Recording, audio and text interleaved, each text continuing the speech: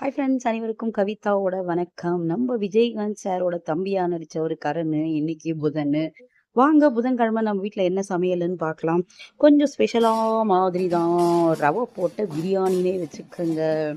என்னன்னு பார்த்தீங்கன்னா, ரவை போட்டு உப்பிட்டு பெஞ்ச் ரவை போட்டு காயெல்லாம் போட்டு உப்பிட்டு எல்லா காய்கறியெல்லாம் அரிஞ்சு கொடுத்தேன். எங்கள் அம்மா தான் செஞ்சாங்க. பார்க்க எப்படி கலர்ஃபுல்லாக இருக்கா, நேஷ்னல் கலர்ஸ் தெரியுதா?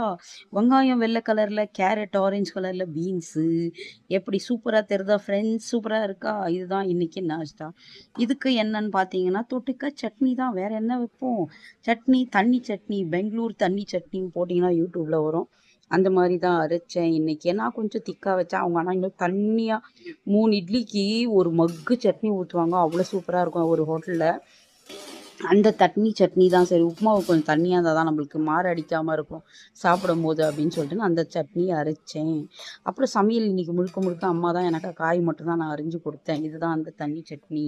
செம்ம சூப்பராக இருக்கும். கொஞ்சம் தேங்காய், கொஞ்சமாக நிலக்கடலை, கொஞ்சம் உடைச்ச கடலை எல்லாம் போட்டு மாமூல் மற்றபடி இஞ்சி பூண்டு 2 புளி பச்சை மிளகாலாம் வச்சு அரைக்கிறது. லாஸ்ட்டில் புதினாவும் கொத்தமல்லியும் போட்டு சும்மா லைட்டாக ஒரு க்ரஷ் பண்ணிவிட்டு விட்டுட்டா சூப்பராக இருக்கும். அதுதான் தண்ணி சட்னி. தாளிப்பு கொடுத்துடணும். அப்புறம் என்ன டெய்லி சொல்கிற மாதிரி தான் ரைஸ். எங்கள் அம்மா தான் வடித்தாங்க இன்னைக்கு. பச்சரிசி சாப்பாடு சுட சுட இருக்கா. ஸோ வெடித்த உடனே வேலை இல்லை, சரி ஷூட் பண்ணிடலாம், வீடியோ எடுத்துடலான்னு வீடியோ எடுத்துட்டேன் ஃப்ரெண்ட்ஸ். எப்படி சூப்பராக இருக்கா? எங்கள் அம்மா வடித்த பச்சரிசி வெள்ளை சாப்பாடு. அப்புறம் என்ன குழம்புன்னு பார்த்தீங்கன்னா, கூட்டு.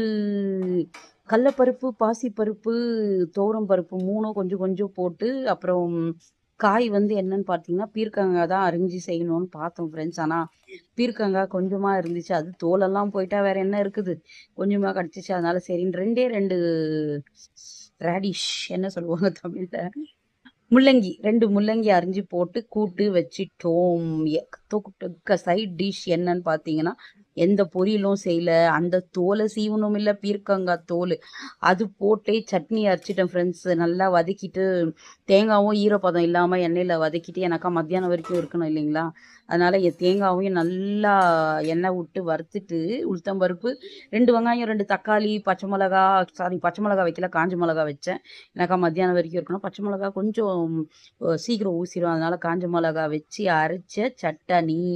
மத்தியானம் கூட்டுக்கு இதுதான் எங்க வீட்டு சமையல். புதன்கிழமை இன்னைக்கு இதுதான். நீங்களாம் என்ன சாப்பிட்டேன்னு கமெண்ட் பண்ணுங்க கவிதாவுக்கு.